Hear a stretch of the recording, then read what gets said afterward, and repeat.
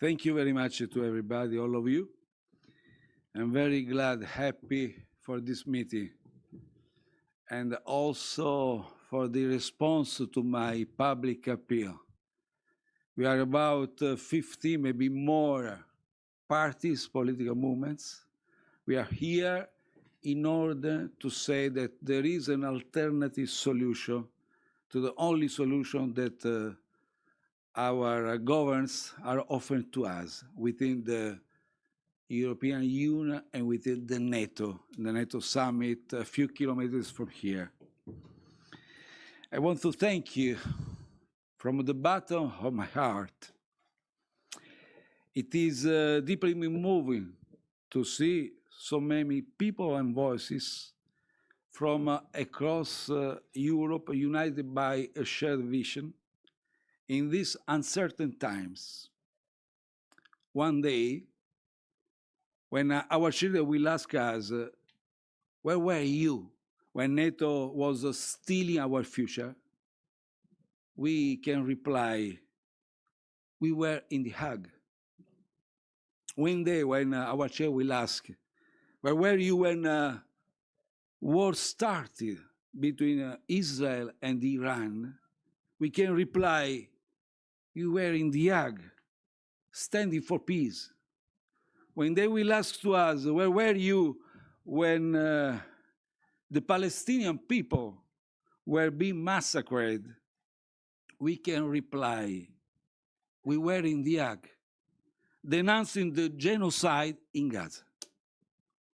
And by the way, let's applaud also the judges of the International Criminal Court who right here in The Hague are courageously upholding justice, defending international law, and confronting the ongoing genocide of the Palestinian people by Israeli authorities.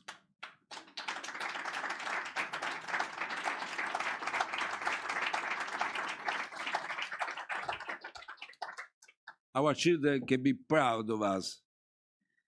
We are not supported by powerful multinationals, armed lobbies, or sympathetic media empires. What we have are our ideas, our convictions, and hope for a brighter, more peaceful future. And let's be clear, just a few kilometers from here, at the NATO headquarters, they are forging a future that threatens to destroy that hope. History has taught us this lesson. Has there ever been a military alliance that amassed weapons only to leave them unused? They claim it's in the name of security, but the result is quite the opposite. When states accumulate weapons in an attempt to protect themselves, other nations perceive a threat and respond by increasing their own military spending. This cycle of escalation fosters growing insecurity, not safety. This is so-called the paradox of security. History has shown that when tensions spiral into a continuous exchange of threats, war is no longer just a distant possibility, it becomes a tragic reality. And in a world where nations have nuclear weapons, this is the risk we cannot take. If the proposal to raise defense spending to 5% of GDP is approved, the NATO member states in Europe alone would collectively allocate over 500 billion euros more per year, tripling current expenditures. This is political and economic suicide. We offer a different path: diplomacy, real security, and peace. It means the primacy of politics with its strategies, visions, solutions. I know exactly what it means to face a crisis.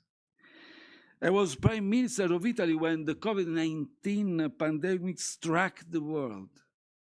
Against this tragedy, Europe responded with bold economic and social investments to protect families and business, ensuring a recovery built on solidarity.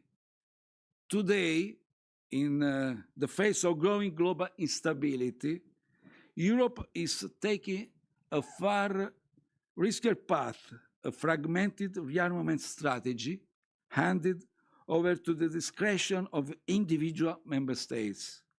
This is not European defense. It is its undoing. We say no to the rearmament plan proposed by Ursula von der Leyen.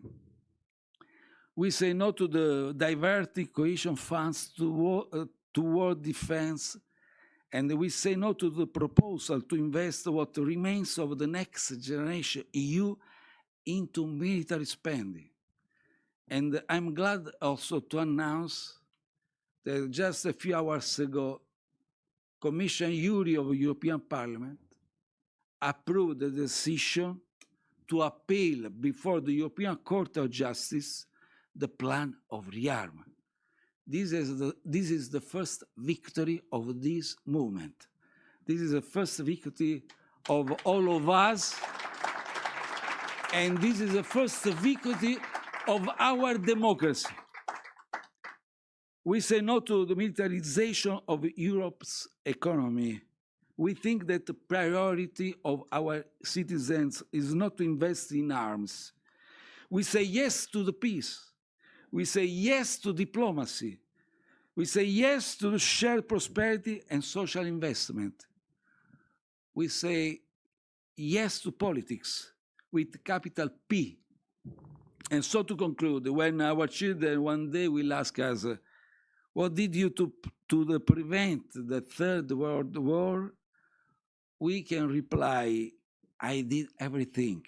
I never gave up. Thank you.